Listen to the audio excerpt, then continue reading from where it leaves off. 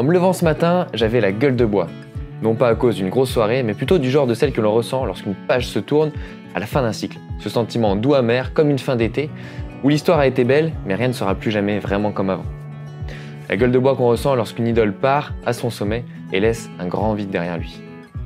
On parlera bien sûr de Romain Bardet, mais également de la nouvelle génération qui l'a inspiré et qui a brillé ce week-end, des frasques de l'UCI, ça y est, ça faisait longtemps qu'on n'avait pas eu de nouvelles, et aussi du nouveau matériel qui s'annonce pour le Tour de France. Et avant de commencer, comme vous le voyez, je suis encore tout seul parce que Max n'a toujours pas fini sa race à Cross France. Il faut dire qu'ils ont un petit peu corsé le parcours, ils ont fait quelques coquetteries, mais il a un message pour nous. Salut Louis, écoute, j'ai toujours pas fini ma course, la race Cross France. Il me reste encore 600 km à faire. J'aurai pas le temps de venir t'aider pour le GCL Show. Bon courage et je reviens la semaine prochaine. Merci Max, t'inquiète pas, je vais m'en sortir tout seul. Toi, concentre-toi sur la route qui se reste à faire parce qu'il me semble que t'es pas encore arrivé à Mandelieu. En parlant de ce forçat de la route, on va parler de Romain Bardet. Romain Bardet, c'est bien plus qu'un grimpeur élégant ou un coureur au style offensif, c'est une signature.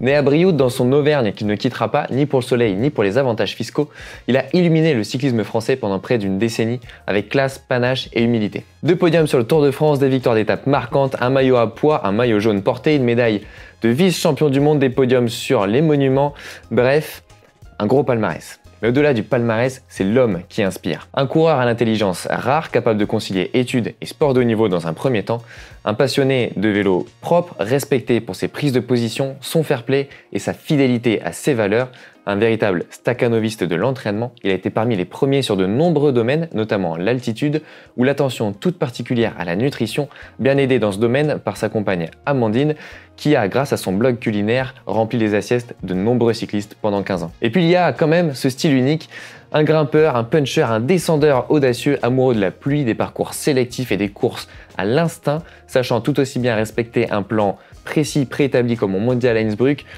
mais aussi débrancher l'oreillette et s'envoler dans une descente vertigineuse vers une victoire d'étape du Tour de France. Un vrai coureur de panache donc, capable de tout faire exploser. Il a su rester fidèle à ses valeurs tout en se réinventant lors de son départ chez Picnic Postenel.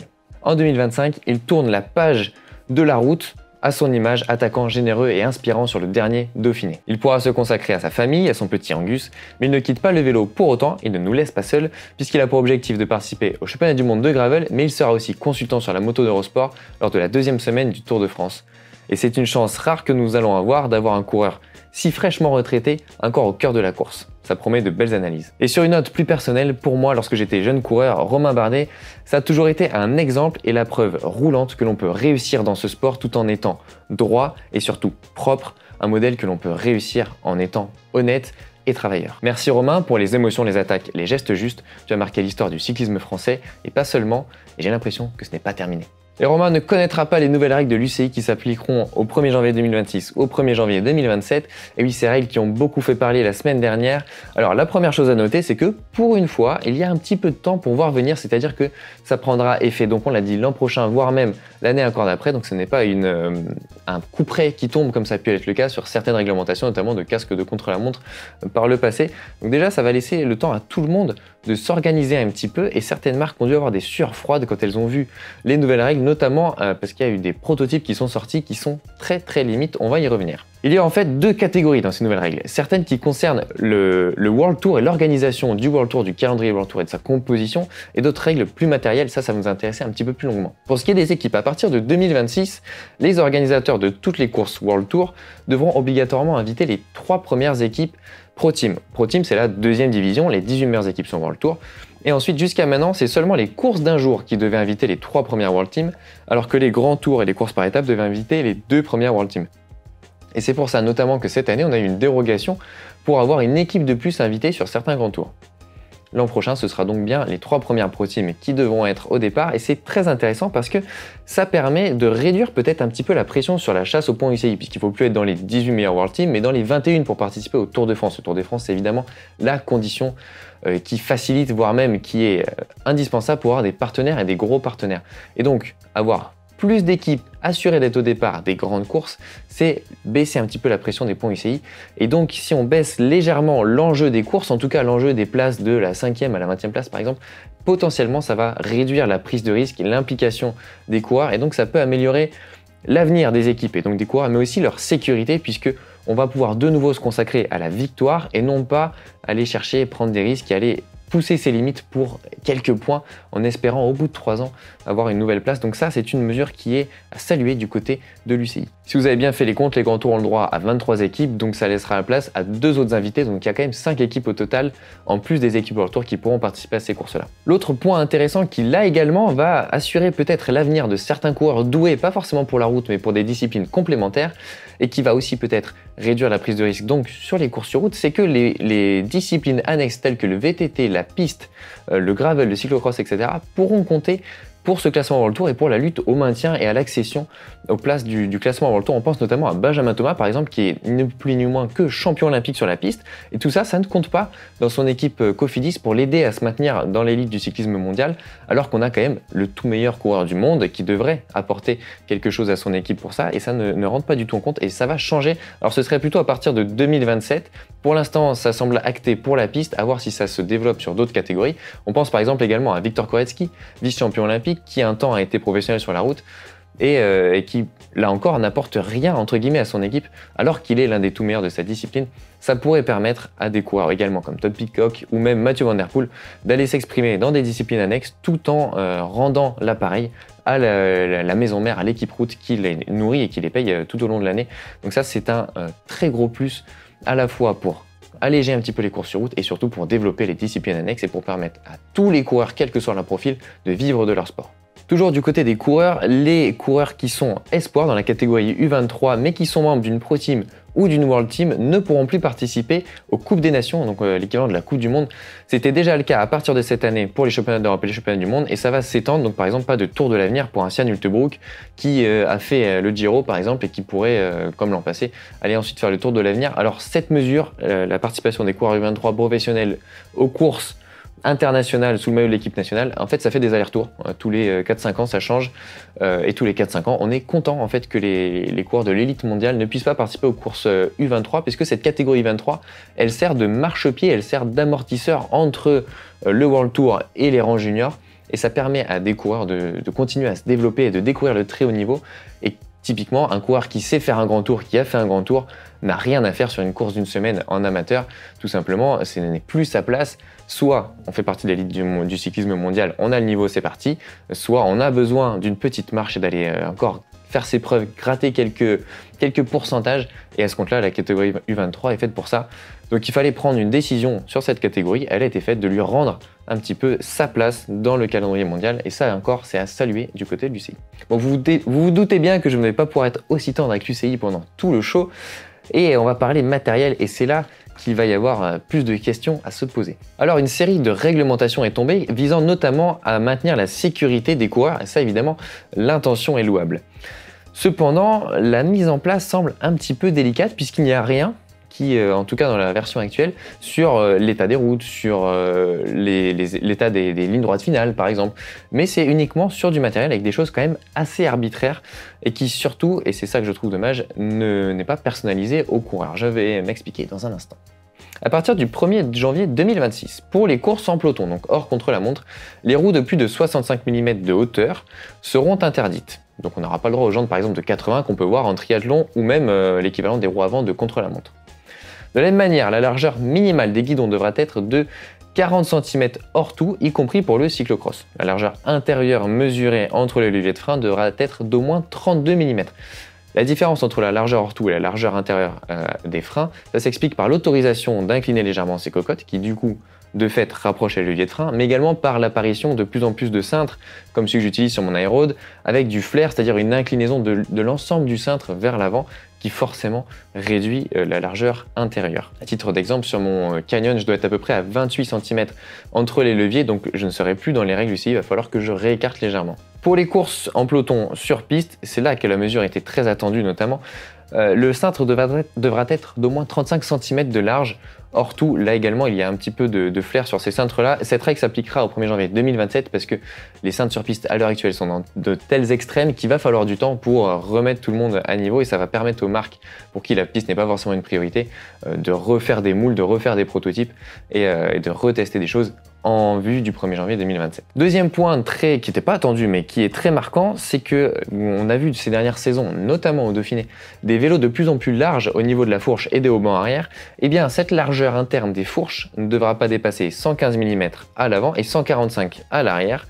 Et ça s'appliquera bien à partir du 1er janvier 2026 sur la route et toujours pareil 2027 sur la piste, parce que là encore on a beaucoup de vélos très larges, notamment le Look P24 ou le Lotus Hop, qui devront peut-être mesurer et s'ajuster légèrement, donc on leur laisse évidemment un petit peu plus de temps. Dernier point avant de discuter de tout ça, c'est sur les casques. Ça c'était attendu notamment par les esthètes. À partir du 1er janvier 2026, il y aura une distinction entre casque de contre-la-montre et casque de route. Ce n'était pas le cas jusqu'à présent et c'est pour ça qu'on a vu à partir de cette année notamment l'utilisation de casques de contre-la-montre sur les courses en ligne sur route, et ça n'avait pas plu alors évidemment aux puristes en termes d'esthétique, et certains se posaient la question de la sécurité, d'une part de la protection des casques de contre-la-montre et aussi parce que ça peut réduire éventuellement l'audition ou même le champ de vision.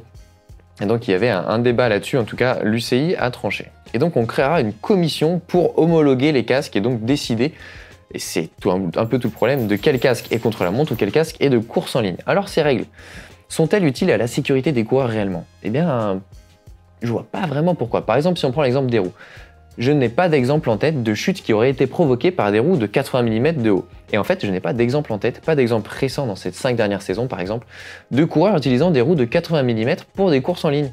Tout simplement parce que c'est pas réellement à l'intérêt du coureur. On sait désormais qu'avec notamment les vents de côté, les mouvements de peloton et le poids, avoir une roue de 80 mm de hauteur, c'est plus délétère qu'autre chose sur une course en peloton, d'autant que la différence en aérodynamisme entre une 65 et une 80 est vraiment minime. Donc en fait, cette règle, elle s'appliquait déjà, le peloton s'auto-régulait, n'utilisait pas ce genre de roue pour les courses en peloton, pour les courses en ligne. Donc finalement, on a perdu un petit peu de temps pour pas grand-chose en s'appliquant sur cette règle. Pour ce qui est des cintres, ce qu'on peut vraiment regretter, c'est le côté arbitraire de cette mesure. Pourquoi 40 cm? Pourquoi pas moins? Pourquoi pas plus? Et surtout, est-ce qu'un Josh Starling qui fait 2 mètres de haut et pas loin de 2 mètres de large doit rouler avec le même cintre qu'une Gaia Realini qui fait 1,55 m? C'est quand même une vraie question, c'est-à-dire que cette règle, elle va favoriser certains qui n'arrivaient pas à se mettre sur des cintres trop étroits parce qu'ils avaient un gabarit qui ne leur permettait pas, et il va être délétère et finalement être dangereux pour des gabarits plus petits, notamment dans le cyclisme féminin, mais pas seulement. On peut citer l'ami Rémi Rocha, par exemple, qui fait pas le même gabarit que Josh Starling et qui sans doute n'avait pas la même largeur de cintre.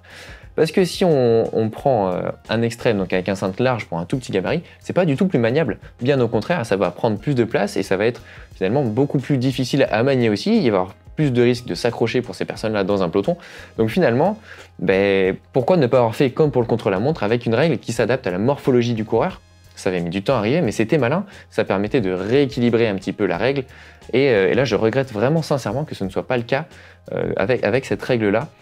Je regrette également qu'on freine les avancées technologiques parce que pour moi, le cyclisme de compétition, donc qui est régi par l'UCI, c'est un laboratoire à ciel ouvert, c'est de la F1, donc il n'y a pas de raison qu'on limite les innovations technologiques, bien au contraire.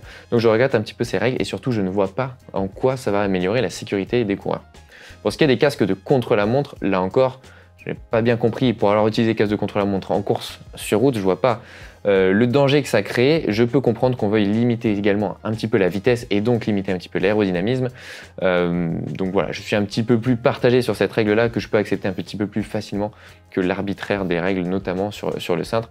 Pour ce qui est de la largeur des vélos, là encore, si à Tokyo on avait vu des coureurs s'accrocher avec les haubans, c'est plus du tout le cas. Et donc, pourquoi avoir limité cette largeur? Peut-être que c'est en prévision, mais là encore, j'ai un petit peu de mal à voir le but de cette règle, si ce n'est pour l'esthétisme pur, mais encore une fois, le cyclisme de compétition, c'est pas de l'esthétisme. Et je me pose également la question de savoir pourquoi ces règles qui s'appliquent aux professionnels vont s'appliquer à nous, puisque forcément, si les vélos des professionnels sont d'une certaine façon, le vélo du cycliste du dimanche sera également comme ça.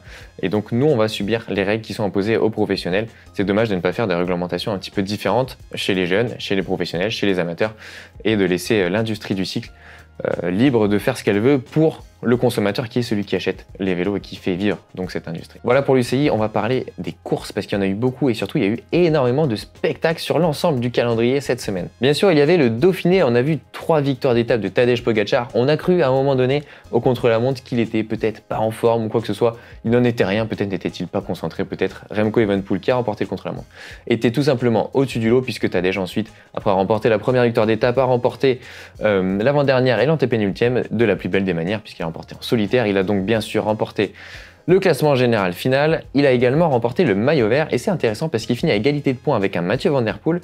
Et Mathieu Van Der Poel, jusqu'au dernier jour, il a essayé d'aller marquer des points pour remporter ce classement du maillot vert. À ma connaissance, c'est la première fois que je vois Mathieu lutter pour un maillot de classement par points. Je me suis posé la question, s'entraînerait-il pour le Tour de France? Aurait-il prévu cette année d'avoir le maillot vert du Tour de France?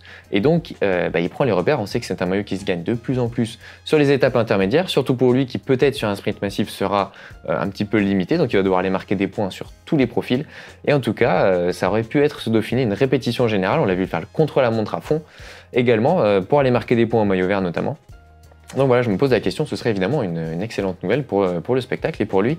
On a vu un Florian Lipovitz surprenant et brillant en 3e du général. Remco Evenepoel après un super chrono un petit peu plus limité en montagne qui va prendre la 4e place du général, mais à 4 minutes 20 tout de même de Tadej Pogacar. Et finalement, entre les deux, entre Pogacar et Evenepoel, on a Jonas Vingegaard qui est toujours là sans avoir jamais vraiment repris du temps.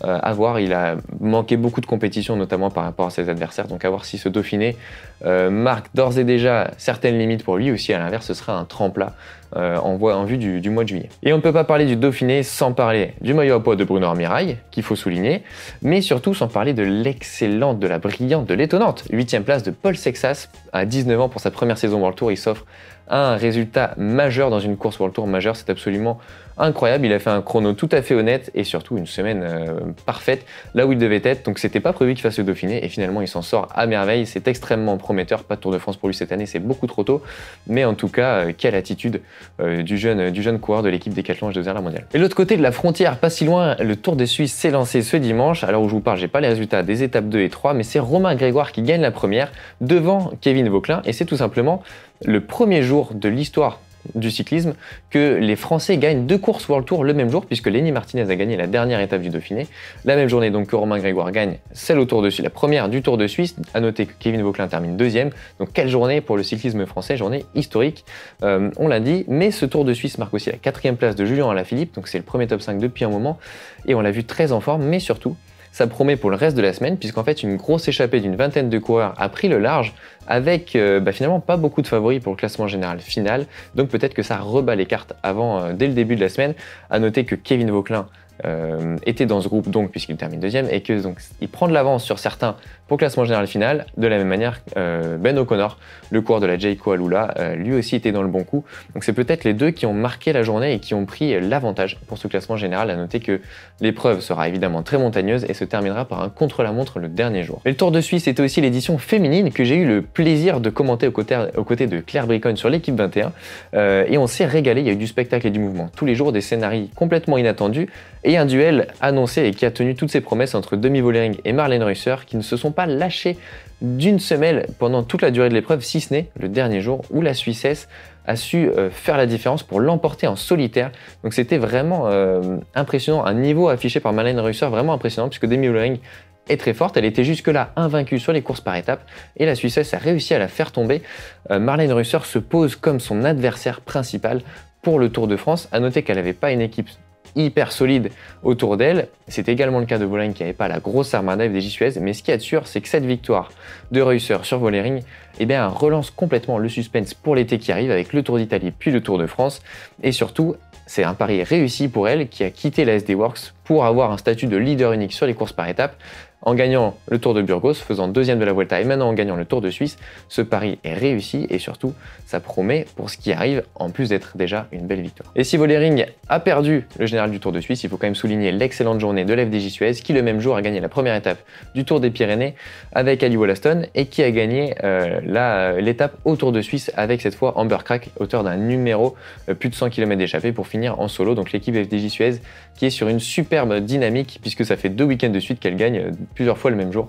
Donc bravo à l'équipe française. Et pour quelques news matérielles, on retourne du côté du Dauphiné. Et oui, puisqu'il va y avoir sans doute de nouveaux vélos au Tour de France et que c'est pas la première étape du Tour de France le meilleur jour pour tester du nouveau matos. Donc ça se fait souvent un petit peu en amont. Et on a pu voir un nouveau vélo qui visiblement échapperait de justesse aux nouvelles règles UCI de chez Factor et qui a d'ailleurs remporté une étape avec Jack Stewart. Donc ce nouveau Factor avec les bases très larges qui reprend finalement les marques du vélo de piste de la marque australienne qui a remporté le titre en poursuite par équipe à Paris. Et donc ce vélo tout noir, on n'a pas beaucoup de détails. On a vu quelques images sur le site de Matos Vélo qui a fait des articles détaillés sur toutes les news tech qu'on a pu voir au Dauphiné.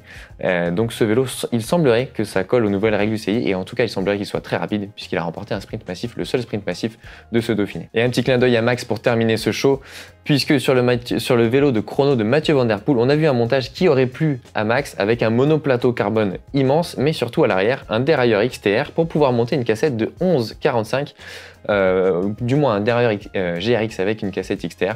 Donc un montage un petit peu mulet comme Max les apprécie, utilisé par Van Der Poel pour l'un de ses meilleurs chronos en carrière. Donc visiblement c'était un choix payant pour le Hollandais. Allez, comme toutes les semaines, on vous le rappelle, le mercredi à 19h30, vous pouvez participer au Zwift Ride animé par un présentateur de GCN. Si vous rentrez tard du travail et vous voulez faire une heure tranquille avec une communauté immense venue des quatre coins de la planète, c'est le mercredi à 19h30 sur Zwift. La semaine prochaine, Max, on l'espère en tout cas, sera rentré de sa race Across France. Il aura des choses à nous raconter, il aura sans doute des petits yeux, mais on aura le plaisir de le retrouver. Et j'espère qu'on aura le plaisir de vous retrouver également la semaine prochaine. Allez, roulez bien, bye bye.